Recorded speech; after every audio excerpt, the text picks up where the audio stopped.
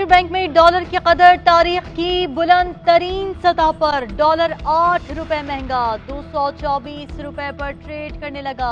Open market में dollar की कीमत 225 से 226 रुपए के दरमियान पहुंच गई।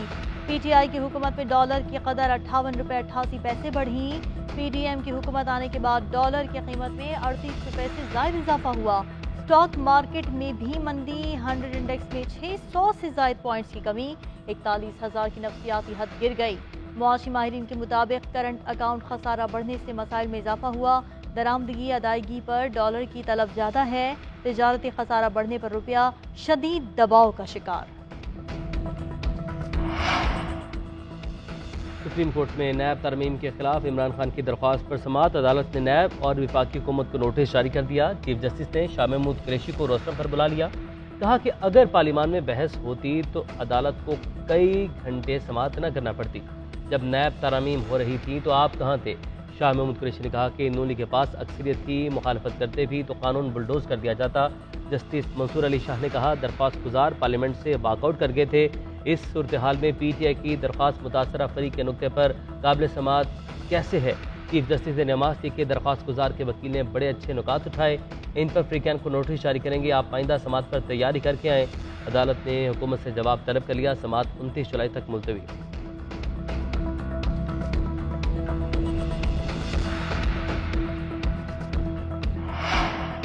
नैब तरामीम हुक्मरानों की अपने मुकदमात से जान छुड़ाने की कोशिश है। करप्ट अनासिर चोर दरवाजे से फरार होने की कोशिश कर रहे हैं। बहुत सी अहम शख्सियात के खिलाफ मुकदमात हैं।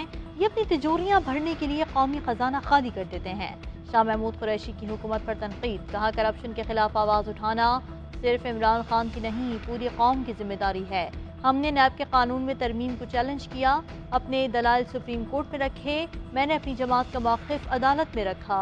अदालत ने नोटिस जारी कर दिया है। अगले जुम्मे को ये केस दोबारा सुना जाएगा।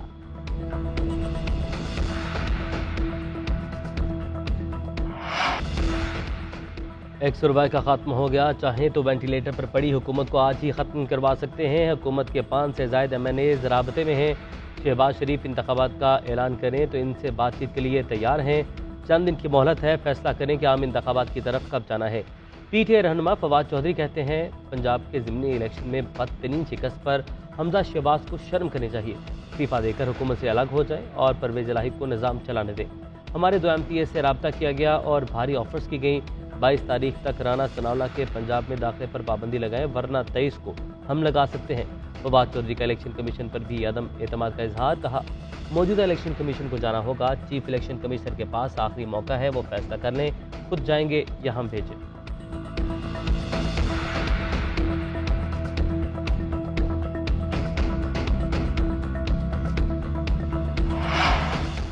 फवाद चौधरी साहब, कोई शर्म होती है, कोई हया होती है। मेरा वो चेहरा नहीं जो 5 पार्टियों का तर्जुमान हो। कान खोल कर सुन लो, इलेक्शन तब ही होगा जब हुकूमत और इलेक्शन कमीशन चाहेगा। वफाकी वज़ीर इत्तलात मरीम औरंगज़ेब का फवाद चौधरी को जवाब। कहती हैं इमरान खान मुल्क में खाना जंगी चाहता है। बारूदी सुरंगें बिछा कर गया, हम साफ कर रहे हैं। फॉरेन फंडिंग केस से बचने के लिए इलेक्शन कमीशन पर हमले किए जा रहे हैं। इसका जितना खुला छोड़ेंगे उतना ही इदारों पर हमला आवर होगा। इमरान खान ने सदर, स्पीकर और डिप्टी स्पीकर से आइन शिकनी कराई। जिस दिन साइफर मिला उसी दिन कमीशन क्यों नहीं बनाया? असेंबलियां तहलील क्यों नहीं की? ये सब RTS की पैदावार है। पंजाब के ज़िमनी इलेक्शन में शिकस्त। हुकूमती इत्तेहाद में शामिल जमातों के सरबराहान कुछ देर में सर जोड़कर बैठेंगे। वज़ीर आज़म शहबाज शरीफ की माल्टाउन लाहौर रिहाइश का पर इजलास। आसिफ जरदारी, मौलाना फजल रहमान समेत दीगर कायदीन शरीक होंगे। ज़िमनी इंतखाबात के बाद की सूरत हाल पर गौर। सियासी मुस्तकबिल के हवाले से अहम फैसले मुतवक्के। शहबाज शरीफ इत्तेहादियों के एजाज़ में ज़ोहराना भी देंगे। उधर वज़ीर आला पंजाब ने भी सूबाई पार्लिमानी पार्टी का इजलास तलब कर लिया। ज़िमनी इंतखाबात के बाद की सूरत हाल पर तबादला ख्याल किया जाएगा। 22 जुलाई को होने वाले पंजाब असम्बली के इजलास की हिकमत अमली तय की जाएगी।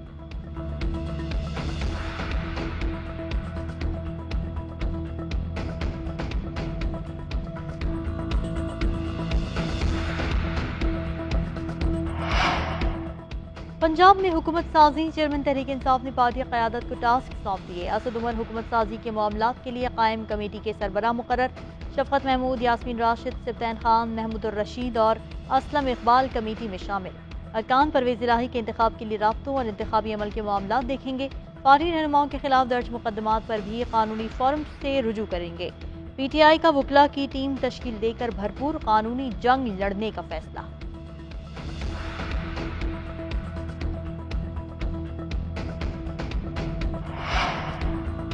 आलमी इदारों की पाकिस्तानी मईशत से मुतालिक रेटिंग मुस्तहकम से मनफी में तब्दील।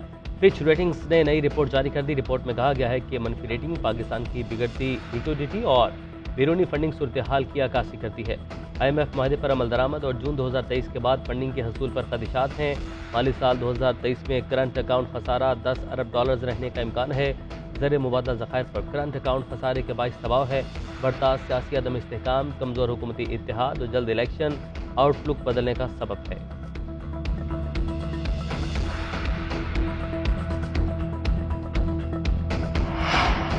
रुपए की कदर में फिर तेजी से कमी हो रही है। 222 तक पहुंच गया है। मुल्क तबाही के दहाने पर पहुंच रहा है। असद उमर को ट्वीट, कहा ये बैरूनी मुदाखलत का भयानक तजुर्बा खुद खत्म करें या श्रीलंका के अवाम की तरह ये काम पाकिस्तानियों को खुद करना पड़ेगा।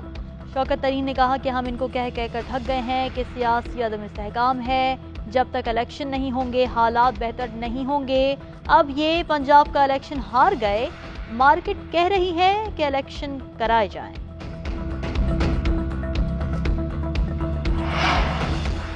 TP7 रावलपिंडी में वोटों की दोबारा गिनती की दरख्वास्त पर समाअत। डिस्ट्रिक्ट रिटर्निंग ऑफिसर का 266 पोलिंग स्टेशन पर दोबारा गिनती से इनकार। कहा कि पूरे हल्के के 266 पोलिंग स्टेशन की दोबारा गिनती मुमकिन नहीं। कितने पोलिंग स्टेशन पर दोबारा गिनती करवानी है आपस में मुशावरत करके हमें बता दें। रीकाउंटिंग की दरख्वास्त पर समाअत में कुछ देर का वक्फा। तमाम उम्मीदवारों की कानूनी टीम को मुशावरत का वक्त दे दिया गया।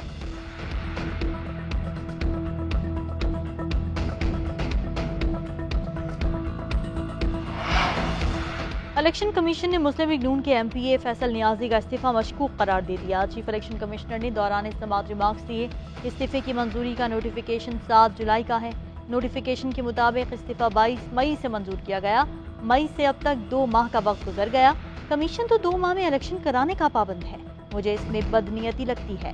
DG लॉ ने मौक़िफ़ इख्तियार किया कि गुज़िश्ता तारीखों में इस्तीफा मंजूर करके भिजवाने पर स्पीकर के खिलाफ कार्रवाई होनी चाहिए। इलेक्शन कमीशन ने सेक्रेटरी असेंबली को नोटिस जारी कर दिया। आइंदा मंगल तक सेक्रेटरी पंजाब असेंबली से जवाब और इस्तीफे का रिकॉर्ड तलब। समाअत मंगल तक मुलतवी।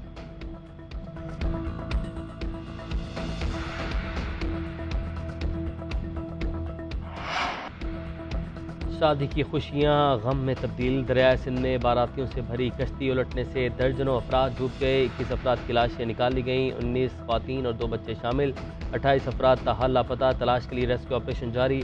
डिप्टी कमिश्नर के मुताबिक कश्ती में 70 से ज़्यादा अफराद सवार थे। हादसा ओवरलोडिंग के बायस पेश आया। कश्ती सरदारपुर से वापस आ रही थी जहाँ भाग होने वाले 9 अफराद की नमाज जनाजा अदा कर दी गई। सरकारी अफसरान, सियासी समाजी शख्सियात और अहले इलाका की शिरकत। उधर वाक़े की फुटेज भी सामने आ गई। कश्ती को उलटते देखकर दूसरी कश्ती में सवार अफराद ने भी दरिया में छलांगे लगा दी।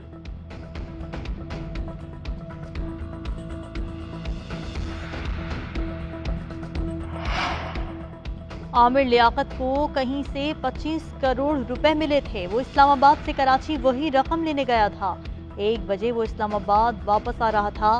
10 मिनट बाद मौत कैसे हो गई? आमिर लियाकत की मौत का जायजा लेना जरूरी है। आमिर लियाकत की बेवा दानिया शाह की वालिदा का अदालत के बाहर बयान। दानिया शाह ने भी केस में फरीक बनने की दरख्वास्त दायर कर दी। पोस्टमार्टम कराने का मुतालिबा। जस्टिस मोहम्मद इकबाल कलहूर ने रिमार्क्स दिए कि कानून के मुताबिक पोस्टमार्टम जरूरी है। मुतमईन किया जाए कि पोस्टमार्टम क्यों नहीं होना चाहिए। अदालत की फरीकैन को तैयारी के लिए 7 पेश होने की हिदायत। समाअत 28 जुलाई तक मुलतवी।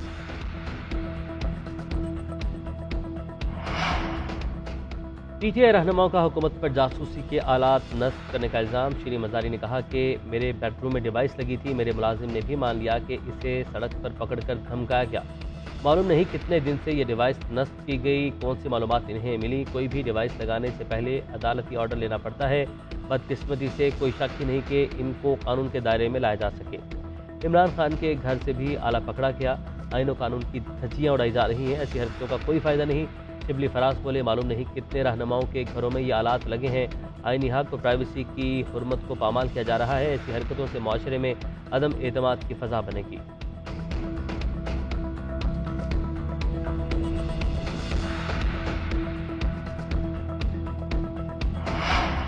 मुल्क के मुख्तलिफ इलाकों में तूफानी बारिशों से तबाही। बलूचिस्तान में 82 अफराद जाँ बहक, 3128 घरों को नुकसान पहुंचा। 4 शाहराहों के 550 किलोमीटर हिस्से और 9 पुलों को नुकसान पहुंचा। 7 डैम्स भी सैलाब से मुतासिर। अटक में दरिया सिंध में नहाते हुए 2 नौजवान डूब गए। रेस्क्यू ने लाशें निकाल ली। शनाख्त 27 साल राशिद और 31 साल तौसीफ के नाम से हुई। उधर लाड़काना राइस कनाल में भी 10 साल बच्चा डूब कर जाँ बहक। इलाका मकीनों ने बच्चे की लाश निकाल ली। सोबतपुर, हरनाई, कोहलू, जाफराबाद में जल थलेक। कोई सुलेमान के नदी नालों में तुगयानी। राजनपुर की कई बस्तियां ज़ेरे आब आ गईं। अंदरूनी सिंध भी मानसून के ताकतवर स्पेल की जद में।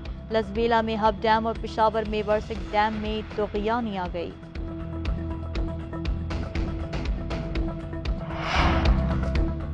बलूचिस्तान में बारिशों और सैलाब के बाद वबाई अमराज फूट पड़े। 1 माह के दौरान डायरिया और हैजा से 7000 से ज़्यादा अफराद मुतासिर।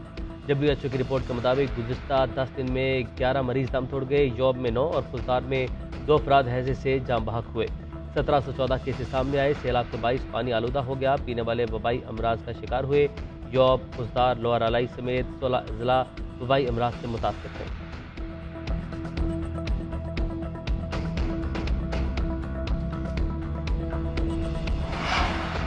शाहीनों की श्रीलंका के खिलाफ 342 रन के हदफ के ताक़ुब में बैटिंग जारी। पाकिस्तान ने 170 से ज्यादा रन बना लिए। 2 खिलाड़ी आउट हुए। अब्दुल्ला शफीक और बाबर आजम क्रीज पर मौजूद।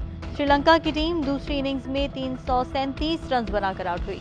दिनेश चंदीमल 94 रन बनाकर नॉट आउट रहे। मोहम्मद नवाज के 5, यासिर शाह के 3, हसन अली और नसीम शाह का 1-1 शिकार। पाकिस्तान को गर्ल्स स्टेडियम में सबसे बड़े हदफ का ताक़ुब करना होगा।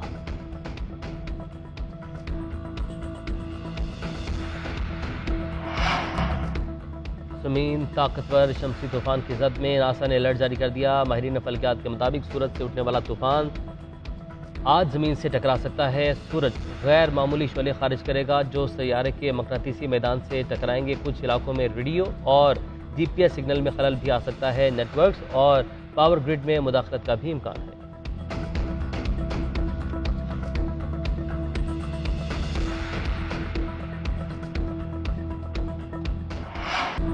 और अदाकारी जानदार, हर किरदार शानदार।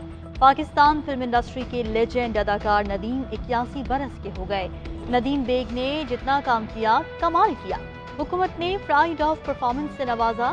कई दीगर अवार्ड्स भी अपने नाम किए।